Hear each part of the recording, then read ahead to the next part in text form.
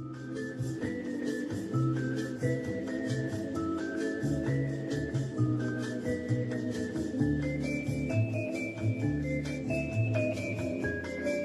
I want to welcome everybody to the December 2019 demonstration meeting of the Winter Bar Association. And this month we are very, very fortunate to have beautiful watercolorist Paul McMahon. And I'm going to make my introductions short so he can explain to everybody who he is and what he does. Paul. That was short. Wasn't that short? I'm just going to do a very quick overview because I want to start the painting so then it has a chance to dry in between washes. But I asked Dawn, I brought these in more so you can see just a variety of some of the work. These are just 8.5, 11 prints off the computer, matted. As I paint, there is what's in my palette listed here. There's probably not enough for everybody, but if you are interested in this, it's here. You can pass a couple of them around. Invariably when you're painting, people will say, and what paint is that and what color is that? And we'll talk about why that matters or why that doesn't matter. There's also, it's outdated now, but this is a postcard that each of you can have. There's probably enough of them here for each of you. And this was a recent show I had, but a show on oils. In the last couple of years, I've transitioned some to oils, and I had a solo show of just oils. So what you see on this card, which is similar in subject and similar in feeling to my watercolors, are actually oils. So everyone can take one of those if you want. The only contact information on it, because it's Marblehead Arts, is my email. And then there's also a business card here if anyone wants to take something. All right, I'm going to paint a bit and then I'll stop to let sort of the first wash dry. And as I let the first wash dry, I'll talk a little bit about materials, a little bit about what I use, methodology, talk about colors I brought in, sort of some samples. Everybody works differently. That's sort of our fingerprint as an artist. So what one person would use for paper, what one person would use for color or colors is completely different. But I do want to stress something. I've been and seen some very well-known, world-renowned watercolorists give demos. And everyone always asks that question, well, what brush is that? And what color is that exactly? And they're watching them do a tree or a wash or whatever. And as someone that's maybe more of an amateur or starting out, yeah, those things are important, but it's really just but the tool that the artist has in their hand at the moment. And what's having an effect of what goes down in the paper is maybe the 30, 40 years behind it. And same thing with, just one quick notion about painting and drawing in general. Color often gets the credit, but really value does the work. So if the values aren't there, you can have every wild color in the world, but if you don't have the juxtaposition of lights and darks. So the reality is I want to print something out, and I didn't have a chance to, but the reality is when someone says, well, what color is that? It's almost like picking out a single note in a symphony and saying, what is that? And the writer or composer says, well, that's a C sharp. But what it doesn't have around it is the context of the rest of the symphony. So the print I wanted to show you, and I don't have it, it looks like two blocks. There's one on the bottom, one on the top. And they're both gray, and the top of the bottom one has a highlight on it, and the bottom of the top one has a shadow on it. And you look at it, and the two grays look like one's much lighter, the one on the bottom that has the highlight on it. Looks like it's much lighter. I'm demonstrating something that's not here for you folks at home. And the one on the top has a shadow going across the bottom or shade portion of it. And you would swear that the two blocks of the gray are two different grays until you put your finger over the highlight and the shadow. And the grays on both sides are exactly the same value. And that's sort of that note. Not that you can't ask what color it is, but that's sort of the same note that something may be put down as, say, a little bit lighter or a little bit darker, and it still may be a light, maybe the middle of, say, a grayscale. It still may be a light if you put a real dark next to it. So it really doesn't matter to some extent what that color note is. Yes, there's theories and warms and cools and color mixing and complementary colors and all that. but it's how the notes work with the rest of the symphony. Okay? I'm left-handed, but I stand all different places. So if I start out and you see that I'm blocking you, move, and then I'll be in your way again. So you have a drawing on there, right? Quick transfer. This is an image I'm working from up here. Quick transfer, and I'll talk about how I got that in a minute.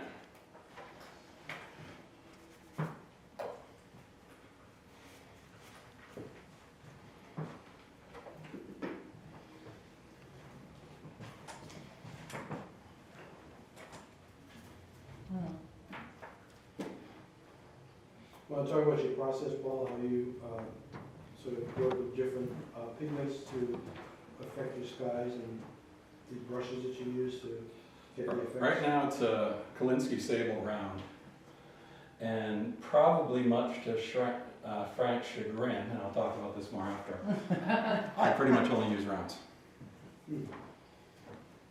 And a brush this size for doing what I'm doing. People are like, why aren't you using a big wash brush? Because at the moment, I don't want to wet the whole thing. I want to be able to get in and have some effect at this size, at this scale. And the paper surface, Paul? 140-pound rough arches, cold press. In a block, it's in a block? Yeah. These are all things that are going to come out at the break.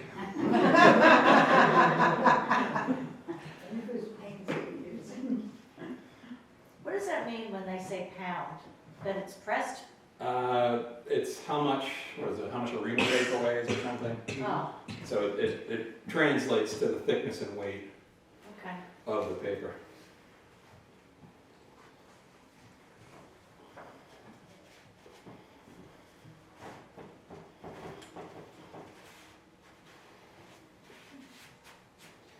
And a lot of people say, well, why do you work on a slope? I don't work on a slope with watercolor, because I live dangerously.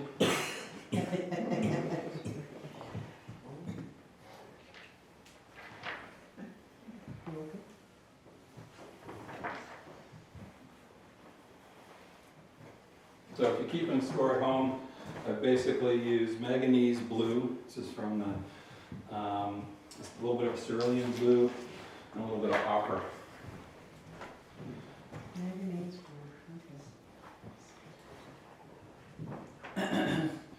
So the main thing with watercolor that I always talk about, I characterize it as chemistry. And what I mean by that is you have to know what you can get away with when. If things are too wet, it's going to run, it's going to merge, it's going to blend, which may be an effect you're looking for, but maybe you find that that's not working for you because you can't control it. Also, working with this page on a slope, you'd say, well, how do you control it? It starts running down the page. But again, that all depends on what the slope is, how wet it is. And I like to, it's not my phrase, but I like to characterize watercolor as a series of controlled accidents. So I know that if I put two cars going at each other with remote control, because I don't want to injure anyone, and have them come at each other at 50 miles an hour, head on, I have a sense, it's a 100-mile-an-hour collision now, I have a sense of what that result's going to be. I do the same thing with watercolor. And what I mean by that is knowing the trajectory that my process is on, what I can get away with when, you know, how wet it is, how dry it is. I'm setting up these accidents. So you'll see as I go on that I don't always mix on my palette. I often mix right on the page. And because I come from a background as an architectural illustrator, my illustration work was very tight, very controlled. And to some extent, I try to do things very different in watercolor, even though there's some architecture and some tightness. And you're going to see me in, the reason I have paint all over me, these are clothes that I will wear for painting. This was a white shirt when I started. These are a lot of the colors in my palette, but I don't care. I'm flicking and whatever, but I'll be doing things that that you'll say, well, I would always be afraid to do that. How can you get away with that? You're going to see me. I'm going to just flip paint. So I always, and it worked out pretty well. I always have the people that sit right in front wear darker clothing because I don't pick up dry cleaning clothes. But at any rate, that notion goes back to the chemistry. And that chemistry is what I can get away with when. Now, if you look at these, a lot of my skies have a lot of value. And they have a lot of value because in many cases I'm using the sky as a foil to pull out the brightness and the lightness of the architecture. In this, this sky is all pretty light and everything happening within the image. This is the Payne House. It's in Ipswich. It's an old farmhouse that's part of the trustees of the reservation. So again, it's a matter of knowing what I can get away with when. And one of the first things I do, which I'm kind of affecting now, is it's not straight values per se, but in a sense, even though I'm putting down colors, I'm starting to figure out, where highlights are, underpainting for later washes.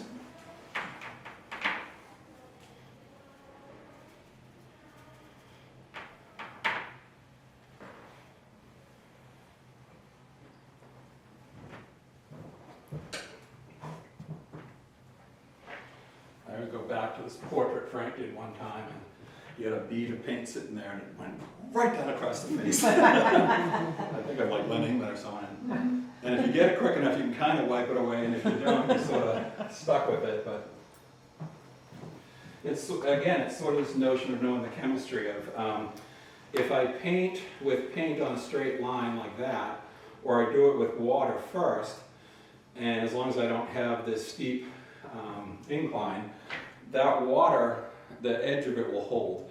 So the paint will flow down. So if I want to do an area, I can paint it with clear water first, add paint to it, and the paint will kind of go to that edge, sort of capillary action, then hold. But when you add to it this extreme slope, then you're going to get something where it breaks that tension and may start flowing down.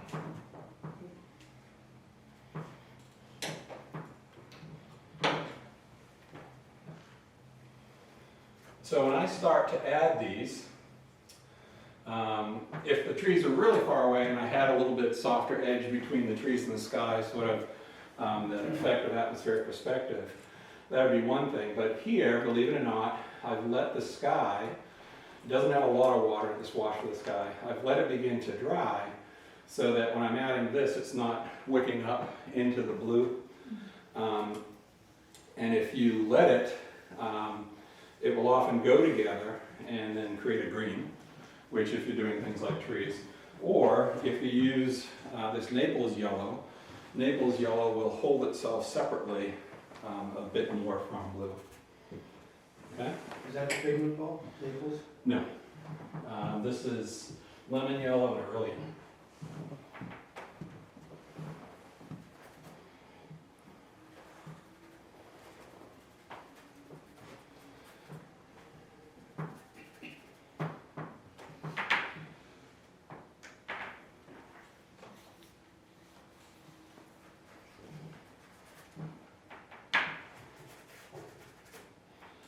So what I'm doing right now is I'm just sort of going throughout the whole painting, and I'm adding a bit of this highlight to where I'm going to have a brighter yellow in it. And then, letting some areas dry, letting some edges dry. But now, things like, I'm dipping right now into a hooker's green. Tony Van Hassel used hooker's green a lot. He was going to write a book, and it was to all the hookers I knew and other greens. But even though this is starting to dry, the yellow, and people will look at this and say, well, why are you just putting a straight, such a strong green in, because after the fact, I'm gonna affect it.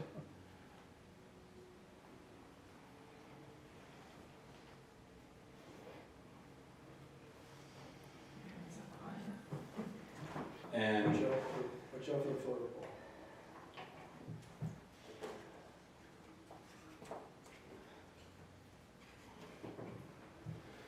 so this is an example down here where it's holding that edge against this roof. Mhm. I paint it down, the paint will drip down to it. Is that a Frank spot in the middle there? Frank's spot. Here, Frank spot. Yeah, In the yellow, the green. that's In the okay. bottom. There it it's is. okay. When you see what I do to that area, you're gonna go, oh, that was nothing.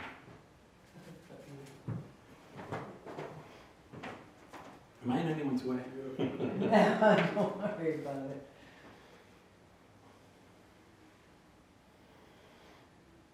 I mean, I used to be much more precious about edges and painting and not having paint dripping. And then over time, I've just sort of not been as concerned with it.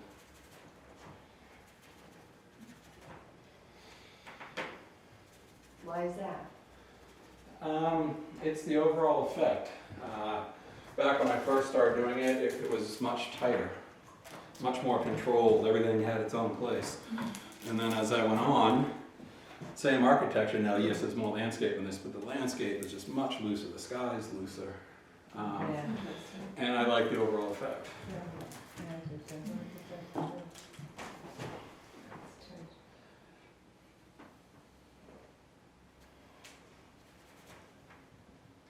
So I'll work with paper towel, I'll work with Q-tips at this point.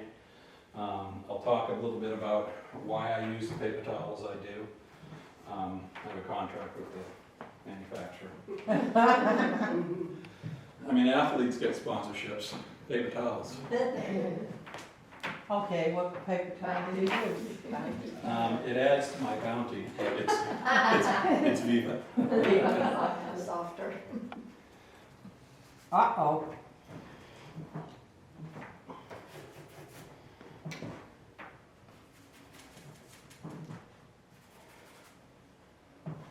All right, so I'll just, one second.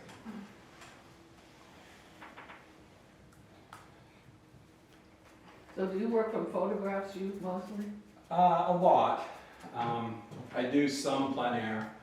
I work more in the studio. When I work in photos, they're my photos, so I'm not just using source material there. I'm shooting them. But I tend to work in the studio. I still only have an easel like this, so it becomes a schlepping issue. And when you're outside, and Frank can attest to this, you know, you're always fighting the elements and wind and rain and sun, you know, things are drying. So I just find that in the studio, I can control the elements. So I don't call myself a plein air painter, I call myself a central air painter. I paint in an air conditioned studio. And then I can, you know, do something, get away, move on, do something else, come back. You seeing that? Well, when I get going and do things, you won't be so concerned about the. Yeah. Oh.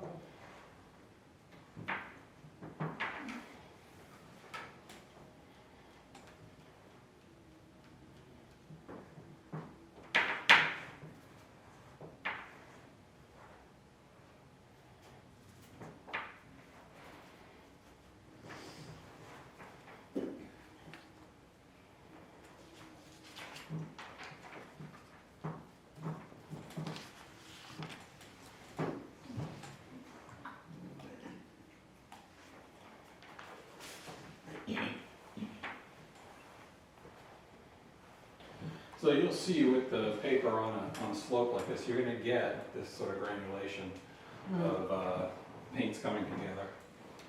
So at this early juncture, even though I'm gonna paint over these things, I'll go in and add some of that to start to give texture.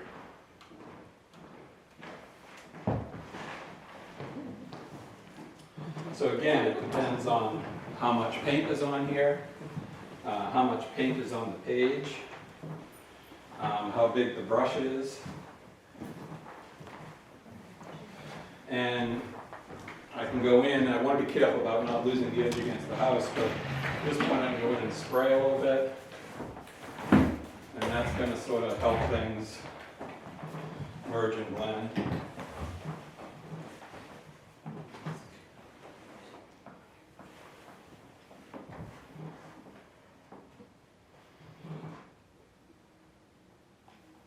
Is that water that you spray?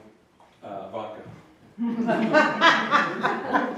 The alcohol evaporates fast, and then you can. It adds to the creative process. I love it. All right, so I'm done. Okay. That's it. Do I say it? No, that's just the first The first wash, layer. take. Now you have to let that dry a little bit? Yeah, I have a blow dryer too, but yeah, I'm just gonna let that set up a little bit, but I'll just clean this out a little bit. It's a ghost house. I think it's unoccupied. I think it's from the 1600s originally. Really? That's very young. Paul George just did a snow scene of it that he published recently on the other side. I thought it was familiar. But you know you need to change your water.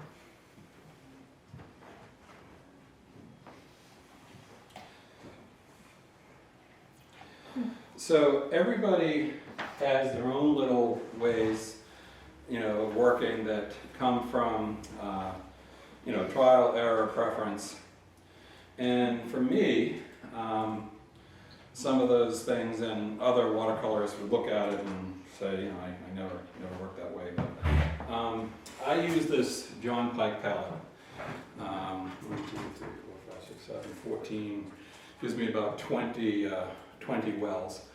And the wells are important too because the wells have a little bit of a lip. As opposed to some palettes have more of a compartments like that, deeper well. But with this little lip is, I prefer, this is just my own preference, and here's the colors on here. I prefer to let the color sit in the well and dry. Other artists, whenever they start painting, they want fresh squeezed paint right out of the tube. They use tube paint as opposed to, pans or whatever. They use fresh paint out of the tube and they want it fresh. And here's the issue I've found, and this is my personal preference. I would prefer to have to work for, within that well to get the paint I need. Because then I have more of a confidence as to how much paint I have on the brush. What I have found is when I'm working with fresh squeezed paint, I'll go into a well and I work quickly and I'm trying to affect things, whatever, and I'll do something quickly and I'll dip in, I'll pick up, and I have this huge clump of paint in the middle of my brush and I don't see it. And I start to go across the page and all of a sudden it's a mess. It's, it comes out as a, similar to this, it comes out as this dark streak. So again, this is me personally, and I tend to just dip my brush in here and dip my brush in here, and if the whole well was completely soaked and wet and gooey, I'd probably compromise my colors a bit more. But when a lot of the well is dry, like you'll see it here, there's orange here, which is New Gamboge, whatever, and there's a water green sitting in the middle of it. So I just take a Q-tip, Johnson & Johnson, I have a deal with them too. And I can just go in and sort of suck out the extra water and keep that well clean. Particularly in some of my lighter, like my yellows and stuff, if I start to, I'll take a blue and go right into it, but, and you'll see it, that there's sort of remnants of green within the color. If I'm cleaning wells and I go into more than one well, I'll tend to go from light to dark. But that's just my preference. And with the little lip on here, the color will stay within the well. Sometimes if I squeeze new paint in and then I'm traveling, and my easel's been on its side. I'll open it up and there's some lines that are running across the easel. But that's how I tend to work. There is some strategy in terms of how the palette's set up. I do a lot of ocean scenes, skies, water, so I have quite a few blues. This particular array of colors, plus or minus, comes from when Frank and I took a class with an artist by the name of John Andrews. This was sort of the palette that he used. So it's sort of blues across the top from light to dark.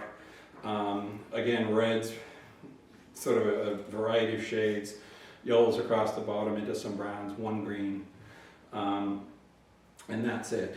And there are favorite colors, there are certainly favorite color combinations, but and I want to be careful that, and everyone painting, that you maintain a certain clarity of color, cleanness of color, and I handle it, one, by doing a lot of color mixing right on the page. This is my preference. This just happens to be how I've chosen to work, and I don't want to close this completely, but this is Arches. It's the orange cover, and it's 140 pound. I don't even know if they refer to it as cold press, but a rough, 140 pound rough, so that the texture of the page has a lot of graininess to it, a lot of roughness to it. A lot of artists, particularly if they're doing more architectural things, will work with hot press. I know Frank works with a lot of hot press. I keep on referring to Frank because he sits up front. No, the other connection is Frank and I go back 35 years. I worked with him for a number of years doing architectural illustration, and I've known him since my early 20s. So this is what I tend to use. It also is in a block. So there's no need for stretching watercolor paper or taping it down, doing all that on a piece of masonite or a wood surface. And when I'm done, you let it dry. I'll speed up the drying with a blow dryer, put it under lights, do whatever, but when it dries, it tends to dry flatter because it gets pulled to the edges. Sometimes it delaminates from the back, and I'll sometimes use clips to hold it down. So now the question is then, how do you get the image onto the paper? Sometimes I'll just have a photo and draw freehand. One of the things I've been doing lately, and I do this with oils as well, I tend to work on panels, canvas panels with oil, is I'll just take a simple grid. So this is just from a home printer, from a photo I took with an iPhone. I'll print it out. This is a glossy print, but I'll print it out just as a paper print, so it doesn't have the resolution. And I'll just do a simple 4-division grid, 4 verticals, 4 horizontals. Then I'll take either watercolor paper, in this case I was doing this with oils, and I'll take thread with tape, just painter's tape or something, and I'll, on the back of it, mark off the quarter points, and I'll take the thread and I'll just put it across, tape it on the back, so I go this way and this way. So when all is said and done, I've got 16 grid cubes, if you will. It's not a cube if it's rectangular. And what that does for me is it sort of allows me, without having the grid drawn directly on my paper, so that I don't have to then erase that after somehow, and you always see the grid lines. When I'm done doing the drawing, I simply take the thread off and the quarter points disappear. So they're on there and it's drawn with pencil. Often with watercolor, and I'm doing a demo with watercolor, but I'll talk about this just briefly with oil. I tend to do oil on a panel that's not too different from this. It's a canvas that's on a piece of plywood. At this size, it's much smaller. And one of the reasons is I want to be able to press down on it. I'll use things like a stylus if I'm transferring or tracing. And if it's a stretched canvas, I don't want there to be that bounce where I can poke my pencil through it or whatever. And I'll do the same with this. Now on this, the only thing that was really important in terms of the architecture and the precision, even though it was going to be a little bit looser drawing anyway, was the house. So all I did on this was I simply just blew up the house to about the size I needed it. And then with a piece of Sorel transfer paper, I basically taped this in place where I needed it. and I know proportionately, from this, so tape this in place where I need it, and then I just take a metal stylus and I place it over it, and I'll go in and I'll trace off. And the transfer paper is a graphite infused, so the line that creates is not too different than if you're using just like a number 2 pencil. And you'll see that the lines are on there. In some cases, I end up using those lines as a line edge in the end product. It sort of holds the edge between, say, 2 light values of the edge of a flower or something. But also, if you find that it's too much and it's too distracting, once everything's dry, because it's still a graphite in effect that sits on top of the paper, you can go in after with the kneaded eraser or even a white vinyl eraser and start to erase out that line. I talked before about how I used to be much more careful about edges, and now I'll just do it, paint that line with the brush. And I'm also not doing sort of high-end architectural illustration in watercolor. More of what I do with watercolor now is more of my fine art. I will use on occasion a resist. So sometimes if I know something's going to be light, you can go in with a wax pencil and draw a line, and then when you go over it with paint, it will go everywhere except where you've drawn the wax. The wax acts as a resist. I'll also use Frisket, liquid Frisket. So I'll go in if I have some really thin areas or something. I'll go in, I'll paint that first, let it dry, and then I'll paint all around it, and the Frisket will block the paint from that area. And then when the drawing is done, you can take like a rubber cement eraser or something and go in and take it off. But I've also found with that when I work with Frisket, that the paint often coagulates against it, and I sometimes get a darker edge or whatever. So again, because my things tend to be architectural, and the hard edge that you get of that, and it has a little bit of color to it, so you think you know where it is. The brush gets gummy, and in some areas it's fatter, some areas it's thinner, and it often ends up looking worse by the time you're done. I'm just going to show you this by way of example, and I know it's small and I can pass this around if you want, but this is that same view that I did as an oil paint. So it's basically the same layout, same house, and I changed some things and make it my own and add color and add effects, but you can take a look at that. All right, clean water.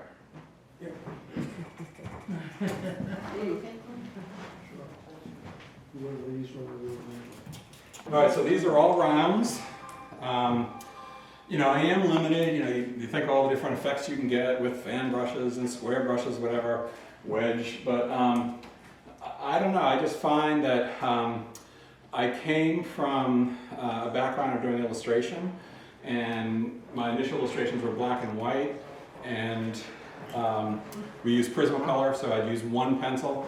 So I was so accustomed to doing the entire painting with one color or one instrument in my hand. So to some extent, when I'm working with the tools in watercolor, my preference is to do the same, and to sort of keep things rougher. And this isn't even a huge brush, but I'll tend to stay at this size for a while, and then as the painting goes on. The other thing with watercolor is you really do need to think about what's going to go first. In general, you talk about with things like watercolor, you work from light to dark. You work from top to bottom. You often work from macro to micro. All of those are general things, but I tend to skip around. Sometimes I'll go in and I'll do the building first. Sometimes I'll go in and I'll put everything around behind it, and then work up to it. I do only use, for watercolor, I only use Viva, and my endorsement deal aside, there's other reasons for it, and they're stupid, simple little reasons. But one of them is Viva tends to stick to itself. Okay? So if you're out on location and people often have paper towels on their easel, the Viva generally won't Viva. I always have a Visa with me now too if I'm paying near the border. But I'm just mostly doing wall art. But at any rate, the other reason for it too, and I don't like this is the picker size, where you can do like a half a sheet. I like the full sheets. It's throwing paper towels. The other thing that I'll do too is before I start, I'll fold a pile of it. And I fold it twice, so I fold it into quarters. And make sure I push down the edges. And you'd think, well, why are you doing that? I just have OCD and I just have to have a nice neat button. The reason is you're often having to sort of mask or prevent, particularly if there's some architecture in your subject, prevent runs on a straight line. So if it starts dripping down the house right there and that's a straight line, if the paper towel is folded like this, then I can go in and I can blot it on a straight line. And then I might flip it over and then I'll throw it out. The other is, there's a lot of paper towels that have a very strong pattern in the paper towel. So something like a Bounty has the rings. Well, if you're not careful and you start to blot in a large area with it, you'll get the impression of that ring as a blot within. Now if you're picking up milk from the floor, it doesn't really matter. But if you're doing it in a field within your watercolor, that makes a difference. So if you actually look at this and look at the random texture of the face of it, the random texture of the face of this is not too different than the random texture on the rough watercolor paper. The other reason for me using rough and 140 pound just so it has some thickness to it, doesn't buckle as much, even though it's in the block. The other reason for me is partly because I use such a small, I'm not saying I don't ever use other brushes, but I use such a small selection of brushes that I often rely on the texture of the paper to help me get more of a dry brush effect. Where, if I brush it at a low angle and it tends to give me a spackle effect or whatever, I'm using the watercolor paper to my advantage in the sense that it's helping me get that texture because of the paper itself that you don't as easily or readily get with a much finer surface. So just by way of example, if you want to look at something like this, and sort of the diamonds on the water, well, that's kind of difficult to get. So if you look at what's going on here, where you see the little teeny white, that's a frisket. That's a liquid frisket or masking fluid. So I went in here, I just didn't paint, but by the time I got down into here, I literally went in and put this liquid frisket down first, and then painted over it. And by painting over it and continuing to get darker and darker and darker, then at the end I was able to peel that off and get that effect. Another example, I'll just use this as an example too. Another example is relative value. So it's not unlike what I talked about with the symphony, that it doesn't necessarily matter what that color is, it's what goes with it. So I drive up and down the coast all the time. I used to live in Winthrop. They asked me to leave. But I drive up and down the coast all the time, so I go out and I shoot sunrise and sunset a lot as well. So I'm always looking, and I've spent a lot of time on the water. My whole life, I don't think I've ever lived more than about 10 miles from the ocean. But at any rate, I'm always looking at what the horizon's doing. Is the water lighter than the sky? Is the sky lighter than the water? And usually the sky's lighter than the water, except when you get this diamonds in the water. So how do you get, in watercolor, any sort of painting or drawing that you do, how do you get that effect of that white And the reason is, if you look at it more carefully, is the sky itself has a certain amount of value at the horizon. You know, we're opposed to, you know, some of these, by the time you get down to the horizon, there's not much value at all. But when I'm trying to pull out that effect and get that sense of brightness on the water, which remains white paper, that's the lightest, brightest white you have, without using any opaque paint on top of it. So it was a matter of making sure the sky, by contrast, came down and had enough value to it to pull that out. So yes, it is solved with color. I mean, you're seeing the end of effect with color, but really it has more to do with sort of the values that you have within the plant. And how did you remove the frisket after? It dries almost like a rubber cement. So I usually just go in, you can kind of use your finger too, but I usually just go in with almost like a rubber cement eraser. And I just rub it and it sort of peels back. But I tend to, again, for an application like that, it was important, but I tend to try to work without it. And one of the reasons is the edges sometimes are too sharp. I think I might have used a little frisket in this to get the top edge of the cloud. This is an alligator that was after a thunderstorm here in Winthrop. This is out at Deer Island, sort of looking back to the road that goes back to Point Shirley. And this alligator had just come across the city skyline and the air traffic control tower at Logan. But if you look at the very top of this, there's some white up there. And it was later in the afternoon, you had this intensity of light. So I think I went in with frisket and painted that in first and then came around it. And if you look, it kind of has a hard edge. So sometimes what I'll do after is either with a brush, I'll go in and I'll try to rough it up, or I'll take an X-Acto blade after it all dries, and I'll go in and I'll rub it at a very low angle and try to get a little bit softer edge. So even though if you look throughout here, you will see some things that are frisketed or masked off. Oftentimes what I end up doing is if I'm just going to do a spatter or something down here, I'll literally just take one of my neatly folded paper towels and either just hold it on, or if it's flat, place it over, do a spatter so that the spatter goes down into these areas but doesn't affect the house itself. All right, any more quick questions about materials, what you see here, and otherwise I have to continue painting. This is another meeting in here. Any more questions? Any questions? Speak now or forever hold your peace. All right. Now everybody talk. So it'll be like the meeting girl now. So I'm going to do some simplifying, even though it's kind of a yellow house with white trim. Just given time and how long it takes to get to do that detail, I'm going to simplify that a bit.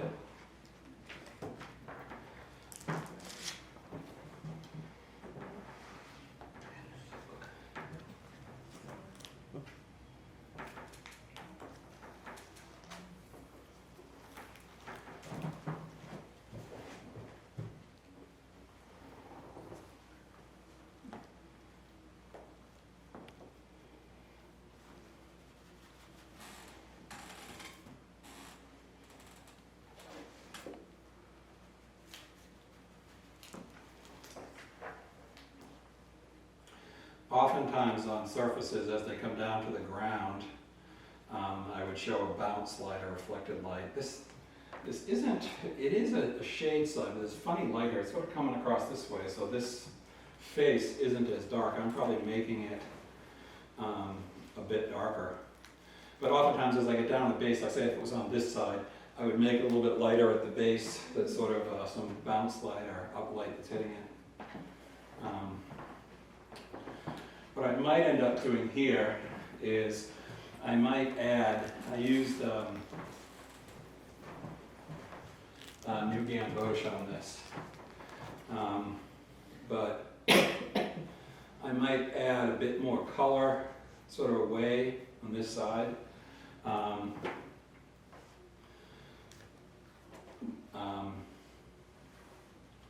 Blend it across. And part of the reason for that is I want there to be almost a little bit more value change on this side, so that when you have the sunlit side to the shade side, you affect a little bit more of that change. And I'm probably going to change the roof colors a bit too, so that I don't have exactly what's here. So you see I kind of blend and merge that all at once. I want to make sure I get a pretty, there's differences here, there's gutters and downspouts and stuff that maybe I'm not as carefully painting around.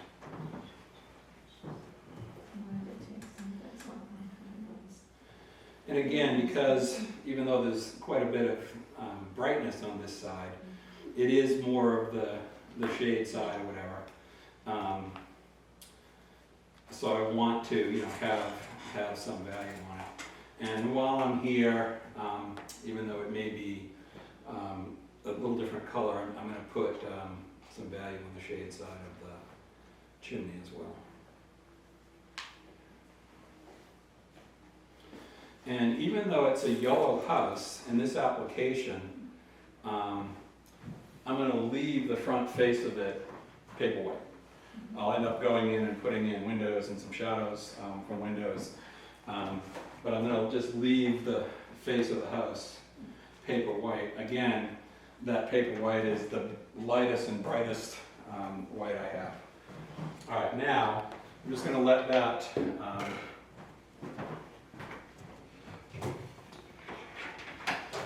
I'll hit it so I don't get in trouble. Again, the five sisters, we always had blow dryers on.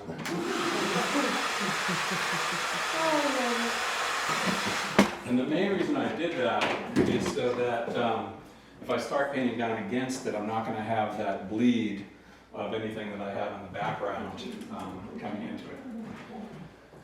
All right, so if you look at this, if you just sort of squint and you see the values, I may not push it to that level, but now I'm going to go into some of my darker blues. And what I tend to do, right now it's a phthalo blue, what I tend to do is I'll put down the blue or the color, and then I'll affect it. And I stop talking as I move to a right brain mood. A lot of my friends say you should paint more. So you look at it and go, well, that's big, it's massive, it's black. I mean, it's not black, it's very dark blue, but then I can add to it. So for instance, I'm dropping in red.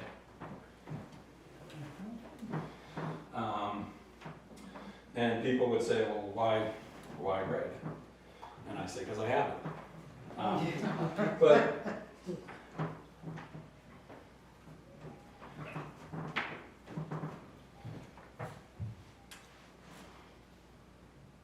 Is that the real answer, Paul? well, red is a complement. There is a lot of red that ends up being a mix. You don't always readily think you see it. But it is also a matter of breaking up what's there. So instead of thinking, well, what exactly is that, that one color right there, I'm so used to painting Coast of Maine with the spindly pines that,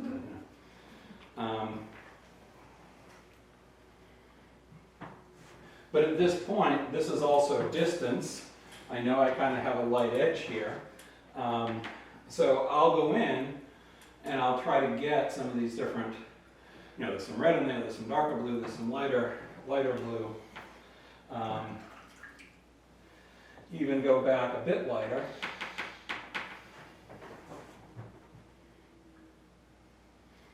And even though it was already painted underneath prior,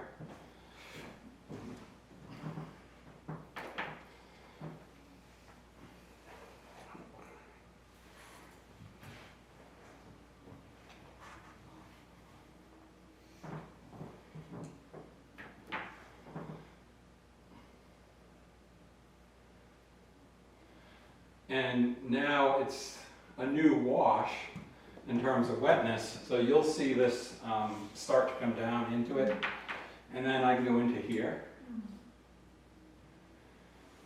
And I can just drop in. And it will dry different than you see here. It tends to lighten up a little bit. But again, depending on how wet it is, I'm going to get different effects. So I know, like, I have a little clump, a little highlight here, and I'm, changing it from what's here a bit sometimes. But if I'm not careful, if I paint it too close to that dark, it'll just take that dark and suck it all in. And I don't necessarily want that to happen.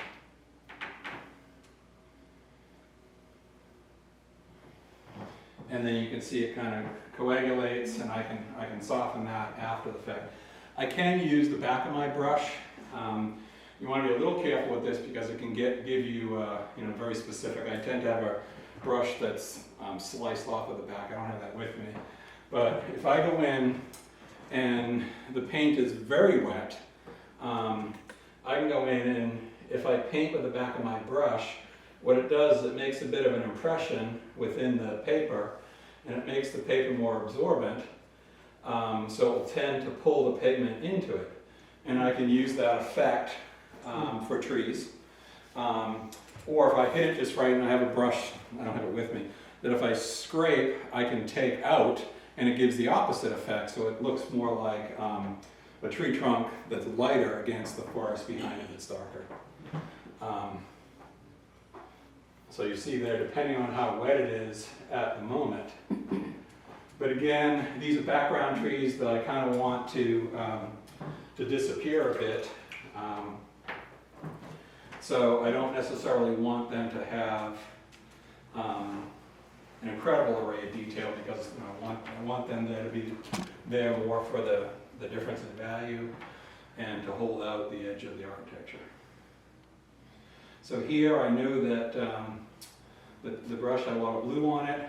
I dip into the yellow and it immediately comes out green. I can leave some sky holes to let a little bit of the sky come through, tops of trees.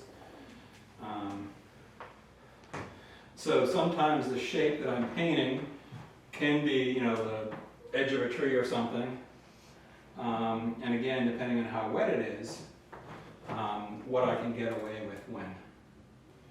But I don't want that to have too much detail.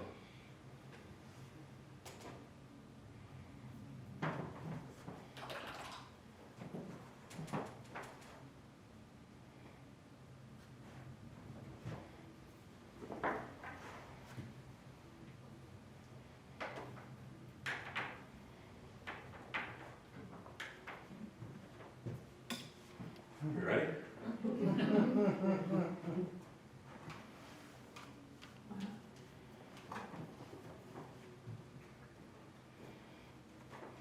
And again, depending on how wet, it will spread out. Sometimes, by the time I'm done, it will start to lose it.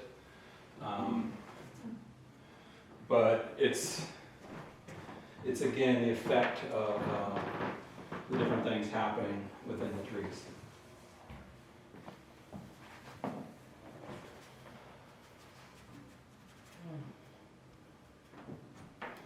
So you might look at that at first and say, well, that's very strong, and why would you put that in there?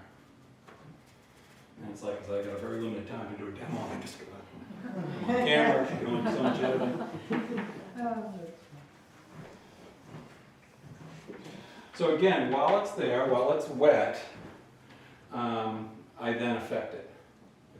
So I can come in, I can drop on top of it. If what I drop on top that's wetter, it will start to run down. You'll get effects.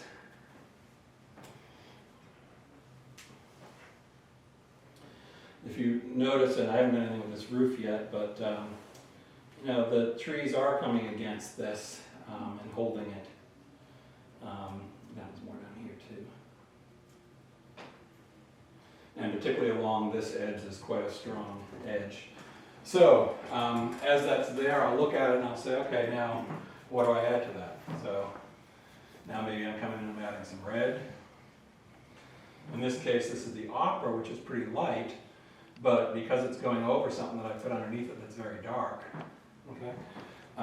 Sometimes I can just wipe and blot something out to give me just a different effect within it.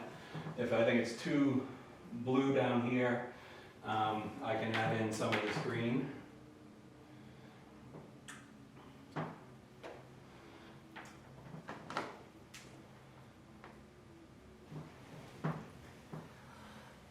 And the other is when you start to use some of these colors up in here, like the reds and whatnot, I may end up using them down here, and it ends up giving me kind of colors that merge and blend throughout the whole painting. So again, I may look at it maybe too abrupt. I can drop in.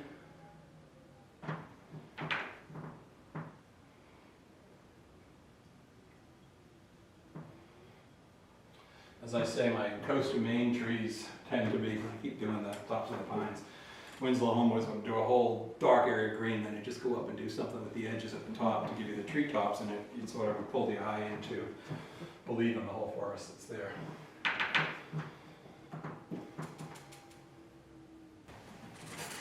Now over here, I know that the original wash is still a little wet. So even though I'm coming in and putting a little bit of a highlight, maybe I don't want it to stick out too much, but because the trees above it are still a little wet, I can intentionally hit some areas and it'll start to pull some of the color down into it.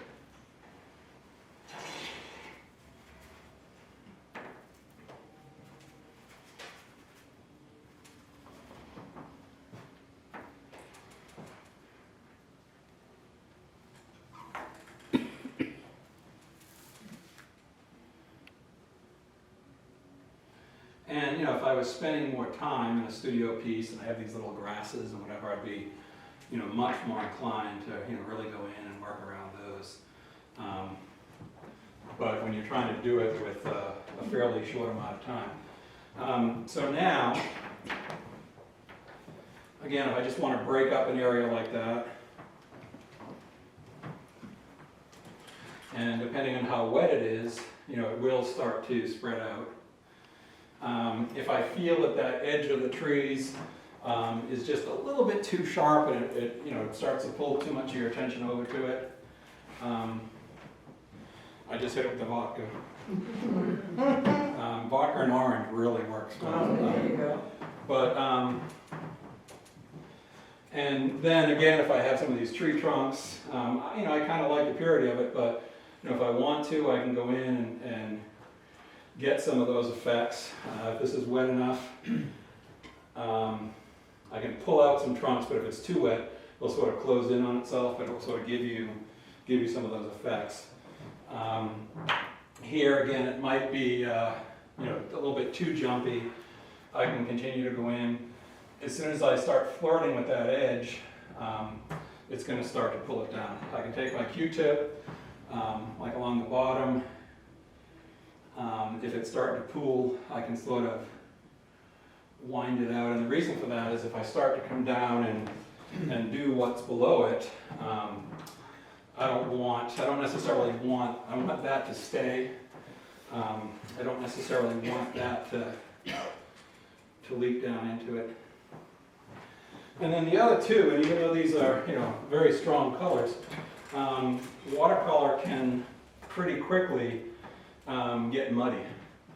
So one needs to be careful what colors, and in painting strategy you can use grays to sort of be quieter within the drawing. So I put down this yellow on top, and it looks a certain way when it goes down, but then when it starts to dry, it's going to go back. All right. Foreground.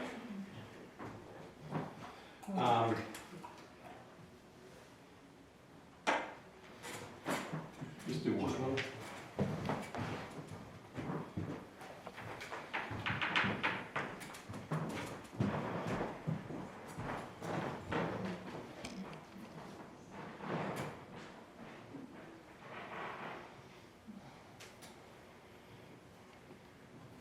See what happened there, it sort of pulled, but I have some areas like that, so I'm okay with it.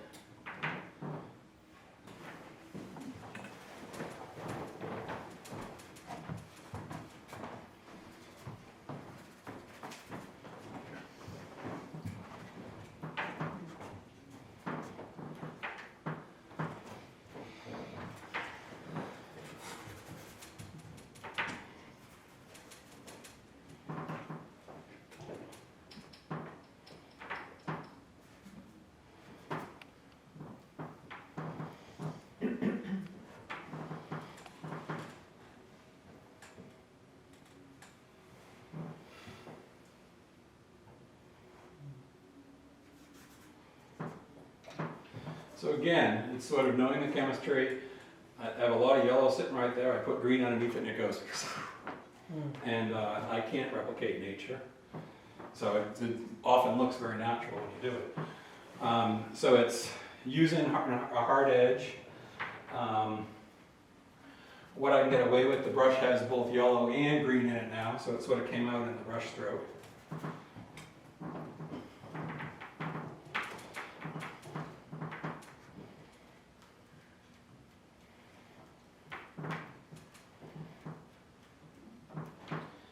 Now, rather than draw every single one of those grasses, if I start to give the eye an effect, now there is a little bit of red in here, and I think in the painting I did, I had more red, but often you have red flowers.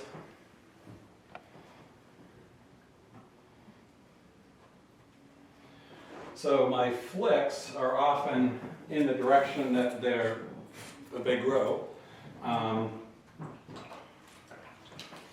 Say I have an area like this where it tends to be more horizontal.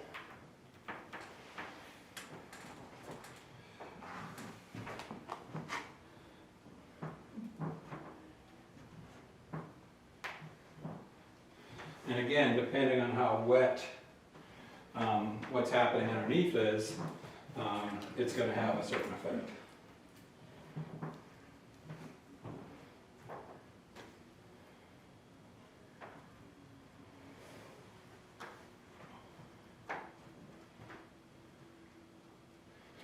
And there's scale, as these things get closer to you, you're seeing more of the height of it. And by the time you're done,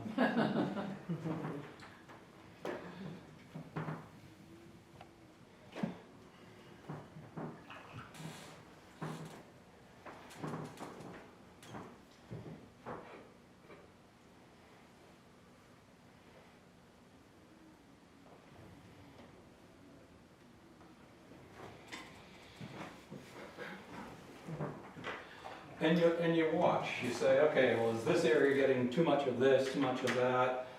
Can I soften it? Can I introduce, different, like, is the spottiness becoming too much?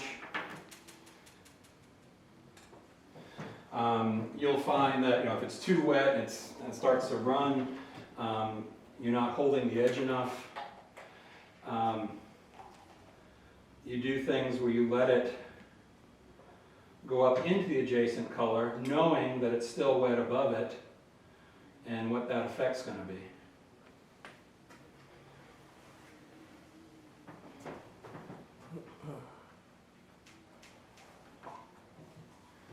Again, I wouldn't necessarily do it that big, but I'm also doing it, partly I'm doing it for effect, to show you some of the possibilities that are in there.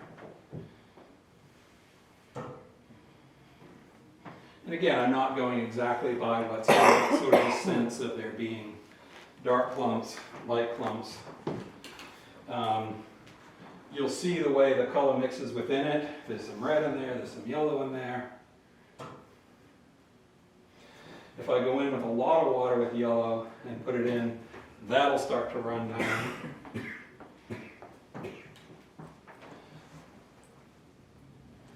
So even though there's some shadow between these things, like say an area over in here, I'm not necessarily going exactly by what's there.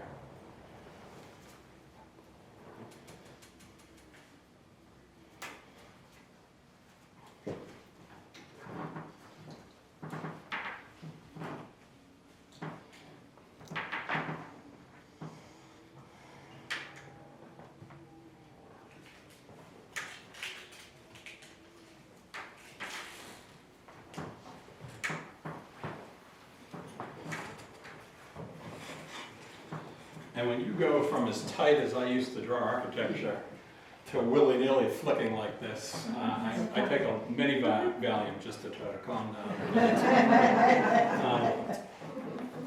Frank and I have both had classes with Coast of Maine painter Carl Plummer, and he taught workshops forever. He's very well known. Mostly his Coast of Maine stuff is nationally famous. And he'd always have an architect or an engineer in his class. And they'd hold the brush at the end, you know, a little teeny brush at the end going like this, and he'd usually come over and go, "So how's it going?" And usually get them to drop their brush in the middle of the painting somewhere. And then he'd say, you know, "Wow, that's the best stroke you've had all day." And they're like, and so this gets down to that notion of the controlled accidents again. What I'm going to get where, what effect I'm going to get. As it starts to dry now, if I come across with a little less water, a little bit more paint, it'll sit on top of it more.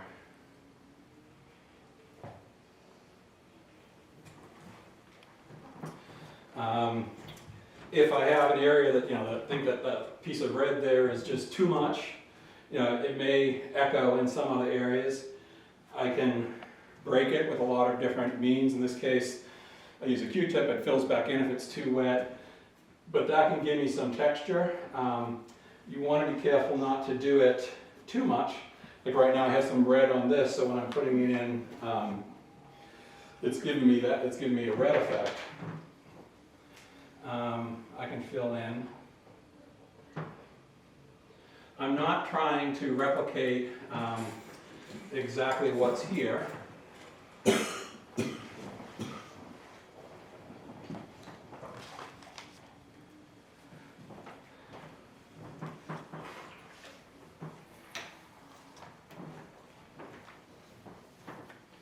And depending on the size brush that I flick it with,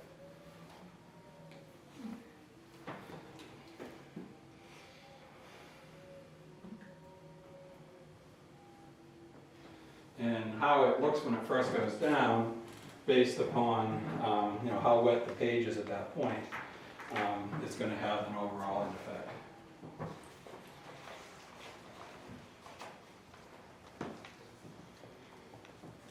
All right, I'm just going to go in and I'll start to show you just some of the effects that I'll get with the house itself.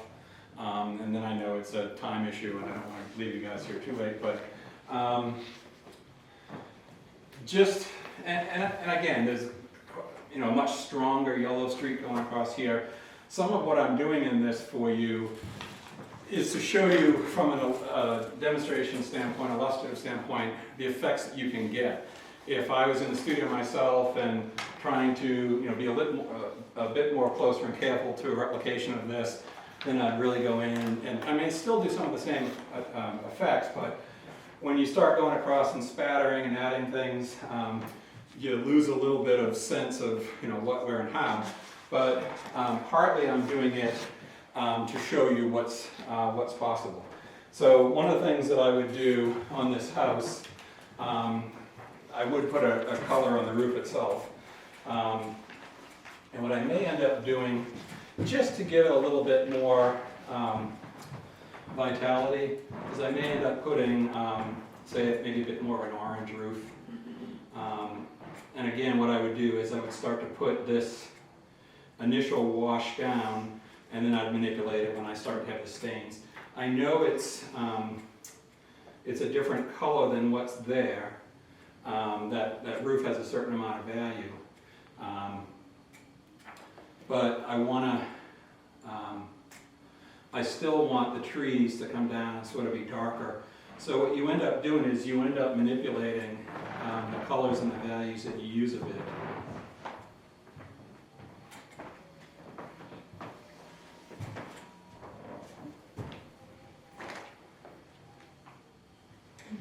Okay, so as that's there, then I can go across and I could, you know, add some texture, add some, you know, start to give you the sense of shingles, up, down, over. And this reminds me a bit of the Dean Winthrop house. I did maybe prints in there. Frank had a paint out there, and I ended up doing a couple of views of this house. So it's similar in its shape and some of the materials. So if I was being a little bit more careful, I probably would have put a bit of a wash on this side because I've got white trim. Then I've got the body of the yellow, and then the windows themselves. But the simplification at this point, is to just mix up a very dark, and I'll start to go in and sort of pull out, maybe start to paint around some individual mullions, muntins. I'll just put some in for effect here. And again, if the foreground is starting to dry, I wouldn't be sticking my finger in it. Areas like underneath here, there's a porch and it's screened in and there's some light coming through. So one of the things that I would start to do is, say up underneath, I would make it darker. And then as it comes down, I may warm it up. Burnt sienna, raw sienna, so that you get that that bounce light, you know, as it goes under an overhang, tend to be dark at the top, light at the bottom. On this side, with these windows, I'm going to come across and I'm going to mix the violet. So there's a little bit of a shadow across here. Again, this may even be a little bit darker than what's there, but I want to maybe hold the edge of that. And then each window,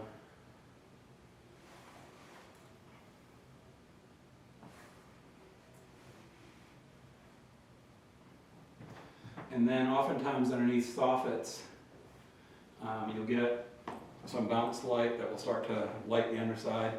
And a paint that works really well with that is raw sienna. And this is a very small application, but what happens is, if I put a bead of the raw sienna on the top,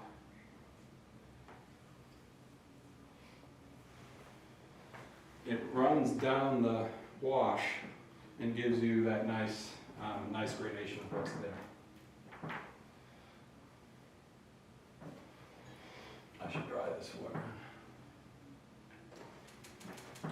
And I should let that dry. If I come in with these darker colors, it may start to bleed. But just to give you a sense of how I would start to get, say, some of the effects of these windows.